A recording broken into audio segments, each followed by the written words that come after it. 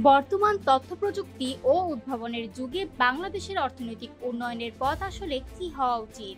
শুধুমাত্র শ্রম ও মূলধন ব্যবহার করে কি আমরা টেকসই প্রবৃদ্ধি অর্জন করতে পারবো, নাকি আমাদের প্রয়োজন সৃজনশীল ধ্বংসের মাধ্যমে পুরনো কাঠামো ভেঙে নতুন প্রযুক্তি, নতুন ধারণা ও উদ্ভাবনের দিকে এগোতে?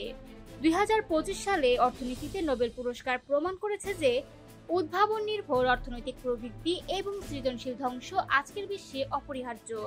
পুরস্কারপ্রাপ্ত অর্থনীতিবিদরা জোয়েল মকির, ফিলিপ এজিও ও পিটার হাউইট প্রদর্শন করেছেন কিভাবে নতুন প্রযুক্তি, পণ্য এবং উৎপাদন প্রক্রিয়া পুরনো পদ্ধতিকে প্রতিস্থাপন করে সমাজ ও অর্থনীতিকে এগিয়ে নিয়ে যায়। জোয়েল মকির দেখিয়েছেন, প্রযুক্তি উদ্ভাবন কেবল যথেষ্ট নয়, সমাজকে সেই উদ্ভাবন গ্রহণের জন্য সহায়ক পরিবেশ তৈরি করতে হবে, যেখানে শিক্ষা, সংস্কৃতি এবং তথ্যের অবাধ প্রবাহ নিশ্চিত করা হয়।